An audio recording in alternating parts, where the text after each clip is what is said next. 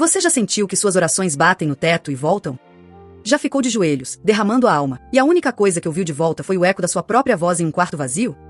Você lê aquelas palavras poderosas de Jesus: pedi, e dar-se-vos-á, buscai, e encontrareis, batei, e abrir-se-á, e um nó se forma na sua garganta. Você pensa: Senhor, eu estou pedindo, eu estou buscando, eu estou batendo com toda a minha força. O que eu estou fazendo de errado? E se eu te dissesse hoje que a chave que destrava essa porta, a chave que transforma o silêncio em diálogo, não é necessariamente orar mais, mas orar diferente? E se eu te dissesse que existe um segredo, escondido à vista de todos no Sermão da Montanha, que reprograma nossa maneira de orar? Um segredo que nos tira da mentalidade de fazer um pedido a um gênio da lâmpada, e nos coloca na posição de um filho amado conversando com um pai que sabe exatamente, e perfeitamente, do que nós precisamos, antes mesmo de abrirmos a boca.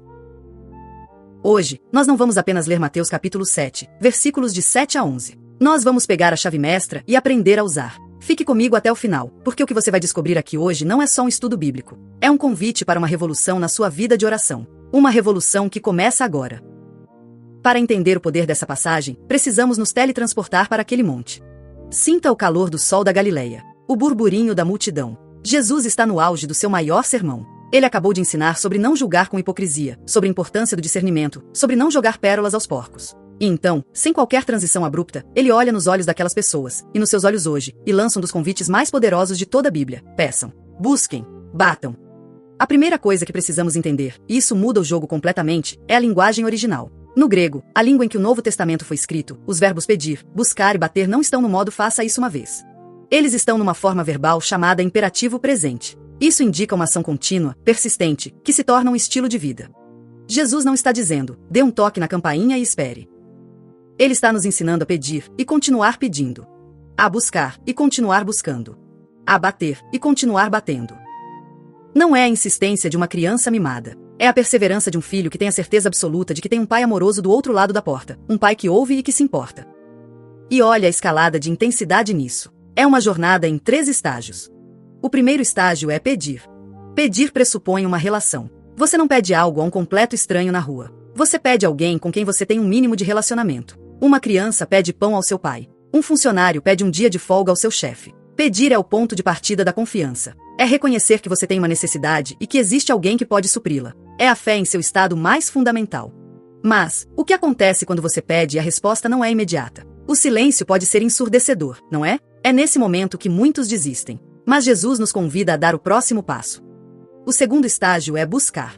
Buscar é pedir em movimento. Não é mais uma postura passiva. É uma busca ativa e intencional. Se você está orando por sabedoria para uma decisão, buscar significa que você também vai mergulhar na palavra de Deus procurando por princípios. Você vai conversar com conselheiros sábios e piedosos. Você vai prestar atenção em como Deus está se movendo nas circunstâncias ao seu redor. Buscar é alinhar suas ações com as suas orações. É dizer a Deus: Senhor, eu estou tão sério sobre este pedido que estou disposto a fazer a minha parte e me mover na direção que o Senhor apontar.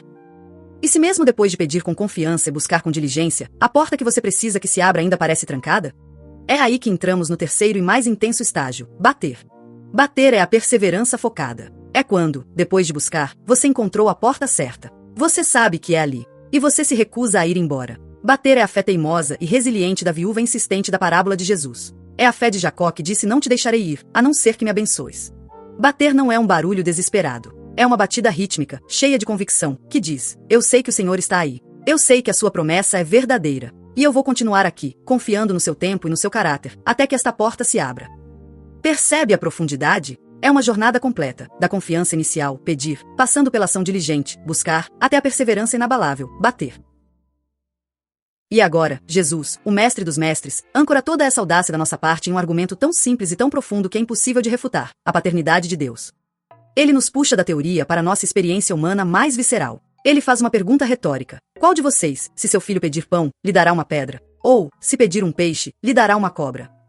Pense na pessoa mais imperfeita que você conhece, que é pai ou mãe. Pense em você mesmo, se tiver filhos, nos seus dias mais cansados, mais estressados. Mesmo no nosso pior dia, a ideia de dar algo prejudicial a um filho que pede por sustento é monstruosa, impensável. Nosso amor, por mais falho que seja, ainda nos move a dar coisas boas.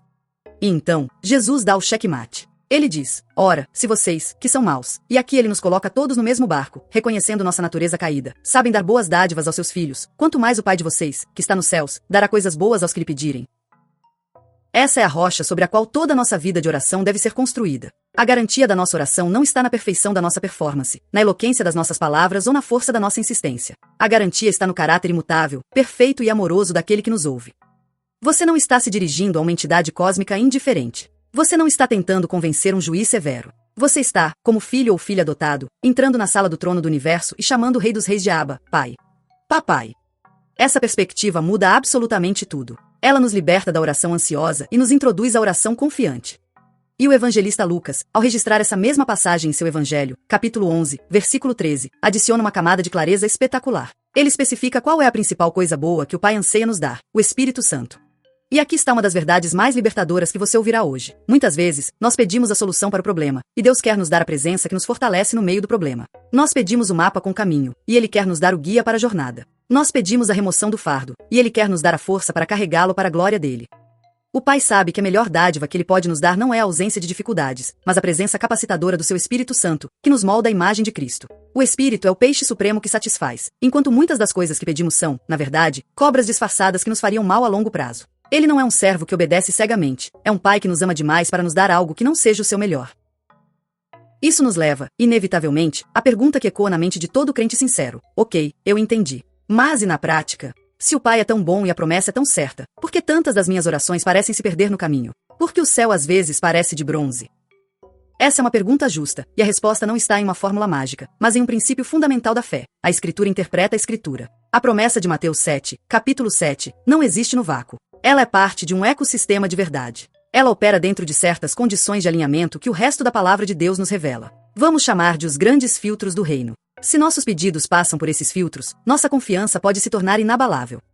O primeiro e mais importante filtro é a oração modelo de Jesus, o Pai Nosso, que ele ensinou um capítulo antes, em Mateus capítulo 6. Essa não é apenas uma oração para ser repetida, é um esqueleto para todas as nossas orações. Note a ordem divina das petições. Quais são as 3 primeiras? Santificado seja o teu nome.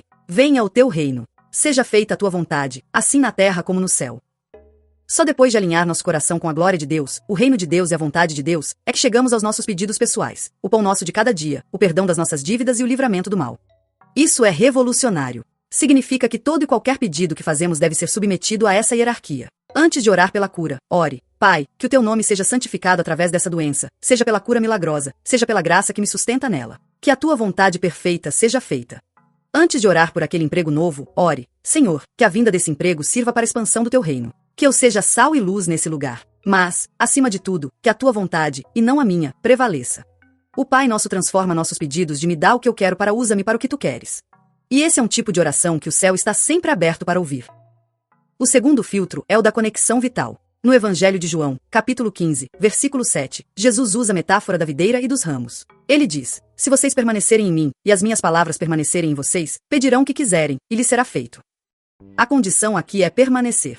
Pense em um galho. Enquanto ele está conectado ao tronco da videira, ele recebe a seiva, a vida, os nutrientes. Ele floresce e dá fruto naturalmente. Mas se você o corta, ele seca e morre em questão de horas. Permanecer em Cristo significa estar tão intimamente conectado a Ele, através da sua palavra e do seu Espírito, que a sua vida flui através de nós. Quando isso acontece, algo milagroso ocorre. Nossos quereres começam a ser transformados. Nossos desejos são gradualmente purificados e alinhados com os desejos dele. Você deixa de pedir por coisas que alimentam seu ego e passa a pedir por coisas que glorificam o Pai. A sua vontade fica tão imersa na vontade dele, que seus pedidos se tornam praticamente infalíveis, porque eles não se originam mais em você, mas nele. Isso não é uma técnica, é o fruto de uma profunda intimidade. O terceiro filtro é o raio-x da motivação. O apóstolo Tiago, em sua carta, capítulo 4, versículo 3, não mede palavras. Ele é direto e confrontador. Quando pedem, não recebem, pois pedem por motivos errados, para gastarem seus prazeres.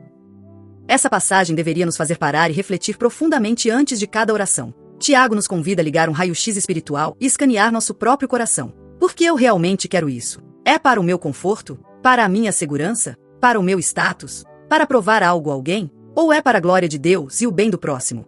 Deus não está interessado em financiar os caprichos do nosso ego. Ele está comprometido com a nossa santificação. E muitas vezes, a resposta não de Deus a um pedido egoísta é o maior ato de amor que ele poderia nos dar, nos protegendo de nós mesmos. A pergunta a ser feita aqui é: se Deus me desse exatamente o que estou pedindo agora, quem receberia a glória no final? E os filtros continuam. Em Marcos, capítulo 11, versículo 25, Jesus conecta a oração ao perdão. Ele nos ensina que um coração que se recusa a perdoar é um canal bloqueado. A falta de perdão é como tentar fazer um download com o Wi-Fi desligado. A conexão simplesmente não acontece. Em Tiago, capítulo 1, somos instruídos a pedir com fé, sem duvidar, pois a dúvida nos torna instáveis e incapazes de receber. E, para amarrar tudo, a prioridade máxima, o filtro mestre de Mateus 6, versículo 33. Busquem, pois, em primeiro lugar o reino de Deus e a sua justiça, e todas estas coisas lhe serão acrescentadas. Sei que neste ponto, você pode estar se sentindo um pouco sobrecarregado. Uau, são muitas condições. Eu sou fraco, minha fé vacila, minhas motivações são misturadas, eu luto para perdoar. Como eu posso ter alguma esperança? Meu amigo, minha amiga, se você se sente assim, essa é a melhor notícia possível. Porque reconhecer nossa fraqueza é o pré-requisito para experimentar a graça de Deus. E é aqui que entra uma das passagens mais consoladoras de toda a Bíblia, Romanos, capítulo 8, versículos 26 e 27. O apóstolo Paulo nos revela um segredo celestial. Da mesma forma, o Espírito nos ajuda em nossa fraqueza, pois não sabemos como orar, mas o próprio Espírito intercede por nós com gemidos inexprimíveis. E aquele que sonda os corações conhece a intenção do Espírito, porque o Espírito intercede pelos santos de acordo com a vontade de Deus.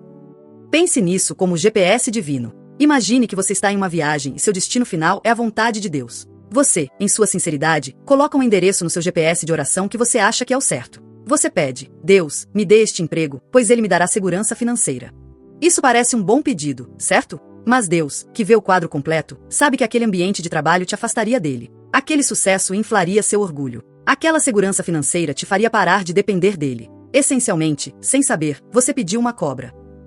É nesse momento que o Espírito Santo, que habita em você, age. Ele vê a intenção do seu coração, o desejo por segurança e propósito. E ele, o tradutor perfeito, pega seu pedido confuso e o apresenta ao Pai de forma purificada. É como se ele dissesse ao Pai: Pai, o que ele realmente está buscando é a provisão e o contentamento que só vem de ti. Dê a ele o trabalho que o fará mais santo, mais dependente, mais útil para o reino. O Espírito pega nossos gemidos confusos, nossos desejos misturados, e os refina em uma oração perfeitamente alinhada com a vontade do Pai. E o Pai, ouvindo essa oração perfeita, responde não com a cobra que você pediu, mas com o peixe que você realmente precisava. Ele não ignora sua oração. Ele a redime. Ele a eleva. Ele a responde de uma forma infinitamente melhor. Ele nos ama demais para ser apenas um atendente de pedidos. Ele é um Pai que nos guia. Então, aterrissando tudo isso no chão da nossa vida. No Brasil dos preços altos no supermercado, da ansiedade sobre o futuro, das relações familiares complicadas, do trânsito caótico e da pressão no trabalho. Como tudo isso se torna prático? Primeiro, e antes de tudo mais, grave a sua identidade em seu coração. Em Cristo, pela fé, você não é mais um servo tentando agradar um patrão. Você não é um órfão mendigando na porta. Você é um filho. Você é uma filha. Com acesso total, irrestrito, 24 horas por dia, 7 dias por semana, à sala do trono do universo. Sua base para a oração não é o seu mérito, é a sua adoção. Comece por aí. Agora, vamos para 5 passos práticos e acionáveis que você pode começar a implementar hoje para revolucionar sua vida de oração. Passo número 1. Desacelere o Pai Nosso. Em vez de recitá-lo em 15 segundos, reserve 5 a 10 minutos. Ore-o linha por linha, como um trampolim. Pai nosso que estás nos céus, santificado seja o teu nome. Pare. E ore especificamente. Pai, como teu nome pode ser santificado hoje na minha paciência com meus filhos? No meu profissionalismo no trabalho? Na pureza dos meus pensamentos? E continue, linha por linha. Isso transformará a oração de um monólogo em um diálogo estruturado. Passo número 2. Use o filtro do reino. Pegue o maior pedido que está no seu coração agora mesmo. Aquele que te tira o sono. E, honestamente, passe pelas 3 perguntas que vimos. 1. Isso honra o nome de Deus? 2. Isso avança o reino de Deus? 3. Isso se submete à vontade revelada de Deus? Se você pode responder sim com um coração sincero a essas 3 perguntas, então você tem um sinal verde celestial para pedir, buscar e bater com uma confiança renovada e poderosa. Passo número 3. Adote o acrônimo APIS para estruturar seu tempo de oração. A de adoração. Comece simplesmente louvando a Deus por quem Ele é. Seu poder, sua santidade, sua fidelidade. Isso ajusta a frequência do seu coração. P de pedir. Agora, com o coração ajustado, apresente seus pedidos. Seja específico, seja honesto, seja vulnerável. E de entregar. Este é o passo crucial. Depois de pedir, abra suas mãos e conscientemente entregue resultado, a agenda e o cronograma a Deus. Diga em voz alta: Pai, seja feita a tua vontade, no teu tempo, do teu jeito. E S de servir. Termine perguntando: Senhor, como eu posso ser parte da resposta a esta oração? Se você ora por salvação de um amigo, pergunte como pode amá-lo melhor. Se ora por paz na sua cidade, pergunte como pode ser um pacificador. Isso te move de espectador a participante. Passo número 4. Faça a higiene do coração. Como vimos, o perdão é inegociável. Antes de orar, faça a si mesma a pergunta: há alguém contra quem eu guardo ressentimento ou amargura? Se a resposta for sim, sua primeira oração deve ser: Pai, me dê a graça sobrenatural para perdoar essa pessoa, assim como tu me perdoaste em Cristo. Um coração limpo ouve melhor e é ouvido com mais clareza. E passo número 5. Construa um altar de lembrança. Comece um diário de oração, mesmo que seja um simples caderno ou um arquivo no computador. Crie 3 colunas: data e pedido, versículo de suporte e data e resposta. Isso fará 2 coisas incríveis. Primeiro, irá treinar seus olhos espirituais para ver a mão de Deus se movendo de maneiras que você antes não notava. Segundo, nos dias de deserto e silêncio, você poderá folhear as páginas e ver um registro histórico da fidelidade de Deus, fortalecendo sua fé para continuar. Lembre-se sempre, vivemos na tensão do já e ainda não. O reino de Deus já foi inaugurado por Cristo, mas sua consumação final ainda está por vir. O Espírito Santo que recebemos é o sinal, a garantia, o primeiro pagamento do que nos espera. E é por isso que continuamos a pedir, a buscar e a bater. E nosso Pai bom nos dá diariamente o pão e, acima de tudo, a sua presença para nos sustentar na jornada, perseverando em santidade e missão, até o glorioso dia em que toda oração cessará, pois estaremos face a face com aquele a quem oramos. Então, aqui está a verdade central que podemos levar conosco hoje. Nosso Pai Celestial se deleita em responder com o que é bom, justo e eterno para a expansão do seu reino, especialmente nos dando o dom do seu Espírito, quando nós, como filhos amados, perseveramos em pedir, buscar e bater dentro do alinhamento da sua vontade perfeita. A pérola do dia para você guardar no bolso do coração é esta: antes de pedir qualquer coisa hoje, a cura, o emprego, a solução, faça este pedido primeiro. Pai, antes de tudo, me dê um coração que ame a tua vontade mais do que ama a minha própria bênção. Faça dessa sua oração primária e observe como todos os seus outros pedidos começarão a se transformar, e as respostas se tornarão cada vez mais claras. E nada disso seria possível sem Jesus. No jardim do Getsêmani, o Filho Perfeito nos mostrou como se faz. Ele pediu, ele suou gotas de sangue, mas no final, ele se rendeu. Pai, não a minha vontade, mas a tua seja feita. A sua cruz rasgou o véu que nos separava do Pai. A sua ressurreição é o grande amém, de Deus a todas as suas promessas, garantindo nosso acesso e o derramamento do Espírito, com quem recebemos absolutamente tudo o que precisamos para a vida e a piedade. Chega de sentir que estamos falando sozinhos. Chega de tratar o Deus do universo como um gênio cósmico. É hora de nos aproximarmos com a confiança e a reverência de filhos. A jornada começa agora. Isso foi denso, foi profundo, e eu sei que o Espírito de Deus está falando com você. Mas a teoria só ganha vida na prática. Por isso, a minha pergunta para você hoje é muito específica. Qual desses 5 passos práticos que conversamos você vai se comprometer a colocar em ação ainda hoje? Vai ser desacelerar o Pai Nosso? Começar o diário de oração? Usar o filtro do reino? Deixe sua resposta aqui nos comentários. Eu quero ler cada uma delas e te encorajar. O seu compromisso pode ser a inspiração que outra pessoa precisa para começar. E se você deseja continuar aprofundando nesse tema e entender como a vontade de Deus se revela na nossa vida prática, eu preparei um vídeo que é o próximo passo lógico e perfeito para você. Ele já está aparecendo aqui na tela. Basta clicar.